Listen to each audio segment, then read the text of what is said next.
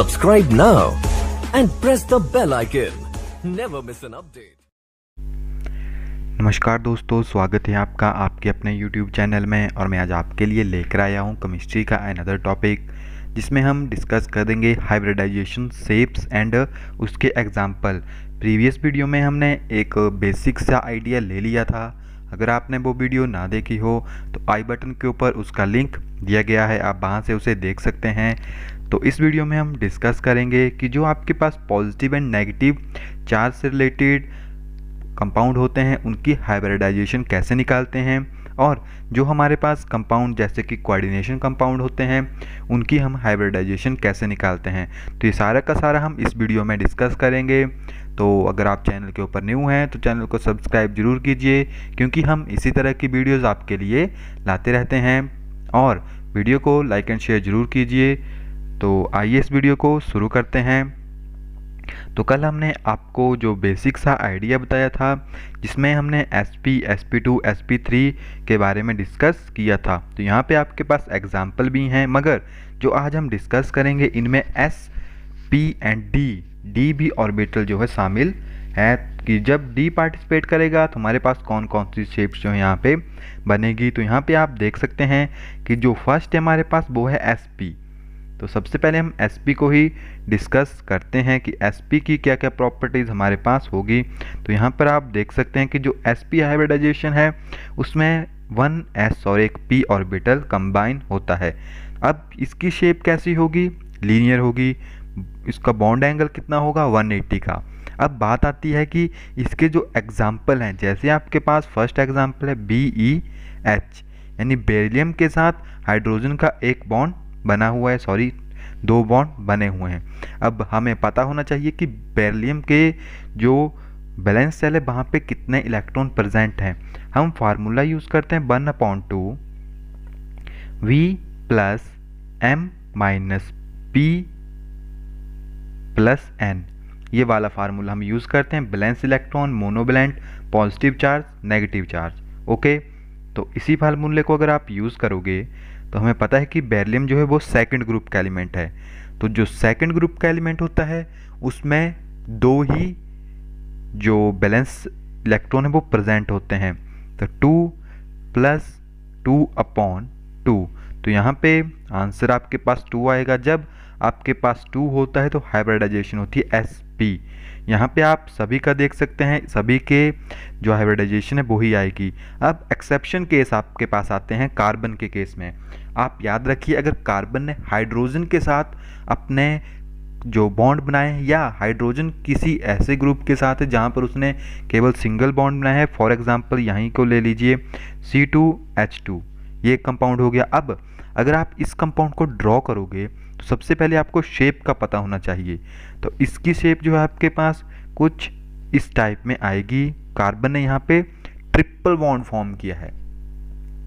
अगर आप दूसरे वाला फार्मूला यहाँ पे यूज़ करोगे तो वो आपका गलत हो जाएगा। आपको केवल इसी के ऊपर निकालनी है। तो जब इसके ऊपर निकालोगे तो आप अगर देखोगे तो आपका राइट आंसर नहीं आएगा। तो ये एक्सेप्शन केस है, ये आपको याद रखने पड़ेंगे। मैंने आपको कल बताया भी था, मैं आज दोबारा से उसे रिपीट कर देता हूँ कि जब कार्बन कार्बन के बीच में ट्रिपल बॉन्ड फॉर्म होते हैं, तो रुक जाइए 1 मिनट, इसको दोबारा लिख लेते हैं कि जब हमारे पास मान लीजिए कार्बन है और कार्बन एटम के बीच में ट्रिपल बॉन्ड फॉर्म है, इट मीन कार्बन की जो हाइब्रिडाइजेशन होगी हमारे पास वो होगी sp, यानी जितने भी कार्बन है इसके ऊपर भी sp, इसके ऊपर भी sp। ओके, अब जब कार्बन के डबल बॉन्ड होंगे तो डबल बॉन्ड में कार्बन की होगी sp2, दोनों के ऊपर sp2। और जब कार्बन के जो हैं आपके पास सिंगल बॉन्ड होगा, कार्बन के बीच में सिंगल बॉन्ड, तो कार्बन की होगी sp3। ओके, यही है सभी में। तो यहाँ पे आप देख सकते हैं कि जब C2H2 है, C2H2, तो कोई चार्ज थोड़ी है इसके ऊपर, ये न्यूट्रल है। इट मीन कि जो भी कंपाउंड फॉर्म हुआ है वो स्टेबल है। तो ये आपके पास कंपाउंड है यहाँ पे, ये तो नॉर्मल सा है, सभी को इसके बारे में नॉलेज होगी। तो इसकी जो हाइब्रिडाइजेशन आपके पास आएगी वो आएगी sp। तो यही एक्सेप्शन है इसके केस में। बढ़ते हैं नेक्स्ट की तरफ। नेक्स्ट है हमारे पास sp2। अब sp2 में क्या होगा, sp2 में 1 s करेक्टर और जो 2 है वो p करेक्टर होंगे। आप रेशियो के फॉर्म में इसे ले सकते हैं कि 33% जो है वो एस करेक्टर एंड बाकी जो बच गया वो पी करेक्टर। अब इसकी शेप कैसी होगी? शेप होती है ट्राइगोनल प्लेनर, इसकी जो है शेप होती है आपके पास। तो यहाँ पे जब ट्राइगोनल प्लेनर इसकी शेप है तो बॉन्ड एंगल है 120 का। और यहाँ पे आपके पास एग्जाम्पल है BF3 को हम कल कर चुके थे, एग्जाम्पल को BF3 यानी बोरोन ट्राईफ्लोराइड। तो बोरोन जो है आपके पास वो P फैमिली से बिलोंग करता है। आप P की जो बैलेंसी है आप कैसे याद रख सकते हो? P का आपको पता है कहाँ से शुरू होता है, 13 से कहाँ तक जाएगा, 18 तक। जो फर्स्ट होता है आपके पास उसमें होते हैं 3, क्योंकि अगर आप पीरियोडिक टेबल के अकॉर्डिंग देखोगे तो फर्स्ट ग्रुप जो है वो हाइड्रोजन है, सेकंड ग्रुप में बेरिलियम से शुरू होता है, और जो बीच में गैप आता है आपके पास वो इसी वजह से है क्योंकि बैलेंसी जो है वो सेम नहीं है। तो जो बोरोन है उसके पास 13, नेक्स्ट आपके पास कार्बन आएगा 14 में, उसके पास होंगे 4, 15 में होंगे आपके पास 5, 16 में होंगे आपके पास 6, 17 में होंगे आपके पास 7 और नेक्स्ट में 8 जो नोबल गैसेज है। याद रखिए 13 ग्रुप में 3, यहाँ से भी याद रख सकते हैं आप, शॉर्ट ट्रिक समझ लीजिए जैसे कि 13 ग्रुप में जितने भी आपके पास नीचे तक आएंगे जैसे बाल, गंगाधर तिलक, इंदिरा तिलक जो हमने शॉर्ट ट्रिक पढ़ी थी। नेक्स्ट आपके पास कार्बन, सिलिकॉन, जर्मेनियम, काशी गए संत प्रभु, नाना पाटेकर, एस्पेरिया सब बिगड़े, उससे टेपो, इस तरह आप याद रख सकते हैं। तो यहाँ पे आपको बैलेंसी के बारे में, इसके बारे में नॉलेज मिल जाएगा। तो ये जो नॉर्मल कंपाउंड है इनके तो आप निकाल लोगे। नेक्स्ट आता है C2H4, ये थोड़ा डिफ़िकल्ट होगा, मगर अगर आपको पता है कि कार्बन की यहाँ पे कौन सी शेप है, आप सबसे पहले ड्रॉ कर लीजिए कितने हाइड्रोजन होंगे। दोनों के पास 2 हाइड्रोजन है, बैलेंसी पूरी हो गई, कोई चार्ज नहीं है। तो यहाँ पे जो आपके पास बनेगा sp2। क्यों? क्योंकि कार्बन ने यहाँ पे आपके पास केवल डबल बॉन्ड फॉर्म किया है, ट्रिपल होता तो sp होता। तो यही है इसका फार्मूला जो आप इजी निकाल सकते हो, क्योंकि जो हम हाइब्रिडाइजेशन के लिए फार्मूला यूज़ करते हैं सम टाइम वो फेल हो जाता है, क्योंकि हम बैलेंसी के ऊपर निकालते हैं, मगर जब जहाँ पे एक्सेप्शन केस आएगा वहाँ पे प्रॉब्लम क्रिएट हो जाएगी, क्योंकि केमिस्ट्री है, केमिस्ट्री में एक्सेप्शन तो आपके पास होगी ही होगी। एंड नेक्स्ट यहाँ पे हमारे पास है, अब आते हैं चार्जेस के ऊपर, जिनके ऊपर चार्जेस हैं CO3 2 नेगेटिव। अब ऐसा मत सोच लीजिए कि इसका भी हम उसी तरह करेंगे, तो इसका आंसर उसकी तरह नहीं निकलेगा। सबसे पहले आप फार्मूला लगा के देख लीजिए कि आपके पास फार्मूले के अकॉर्डिंग क्या आ रहा है। तो यहाँ पे अगर हम फार्मूला लगाएंगे तो हमारे पास कार्बन में कितने बैलेंसी होते हैं, कार्बन जो 14 ग्रुप से रिलेटेड है यानी उसकी बैलेंसी जो है वो 4 है। नेक्स्ट आपके पास ऑक्सीजन है, ऑक्सीजन जो है डायवैलेंट है, तो ये जो है बैलेंस इलेक्ट्रॉन 0। अब पॉजिटिव चार्ज जो है इसके ऊपर कुछ नहीं है 0, और जो नेगेटिव चार्ज है आपके पास वो है 2। तो यहाँ पे आपके पास बनता है 6/2, कैंसिल होकर आपके पास आता है 3 कब होती है आपके पास sp2 में। तो ये तो आपके पास यहाँ पे राइट बन गया इसका। तो इसी तरह से आप इसका निकाल सकते हो जो नॉर्मल से चार्जेस हैं आपके पास। नेक्स्ट आपके पास है नाइट्रोजन NO3 नेगेटिव, इसका भी आप इसी तरह निकाल सकते हो। नाइट्रोजन की बैलेंसी कितनी होगी, नाइट्रोजन जो है 15 ग्रुप से रिलेटेड है, तो 15 ग्रुप में यानी 5 + 3/2, ये आपके पास कितना आएगा यहाँ पे, सॉरी 3 नहीं होगा क्योंकि ऑक्सीजन जो है वो डायवैलेंट है, तो ये आपके पास बनेगा, एक चार्ज है यहाँ पे, तो +1 = 6/2, वही आपके पास sp2 हाइब्रिडाइजेशन इसकी आ जाएगी।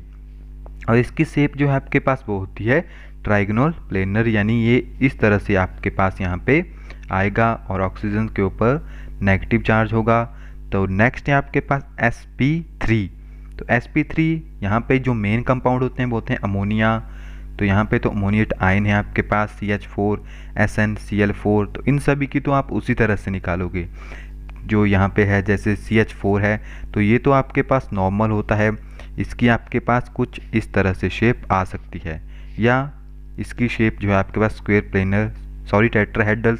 यहाँ पे शेप बनी है ना आपके पास, ये तभी आती है आपके पास जब यहाँ पे लोन पेयर अवेलेबल होंगे। मैक्सिमम जो है आपके पास जैसे CH4 है तो उसकी शेप आपके पास नॉर्मल इसी शेप में आ जाएगी, क्योंकि यहाँ पे सारे के सारे जो हैं बॉन्ड पेयर अवेलेबल हैं। तो ये शेप तब बनती है जब आपके पास लोन पेयर है। फॉर एग्जांपल अगर आप अमोनिया लोगे NH3, तो NH3 में आपके पास एक लोन पेयर अवेलेबल होता है, और हमें पता है कि जो लोन पेयर रिपल्शन है वो काफ़ी ज़्यादा होती है as compare to bond pair repulsion. Bond pair repulsion सबसे कम है और सबसे ज़्यादा जो है आपके पास लोन पेयर रिपल्शन है। तो जब आप NH3 देखोगे तो हमें पता है कि नाइट्रोजन के ऊपर 5 वैलेंस इलेक्ट्रॉन है, प्लस हाइड्रोजन जो है आपके पास मोनोवैलेंट है, तो इसकी जो हाइब्रिडाइजेशन बनेगी sp3 यानी टेट्राहेड्रल जो है इसकी शेप आएगी।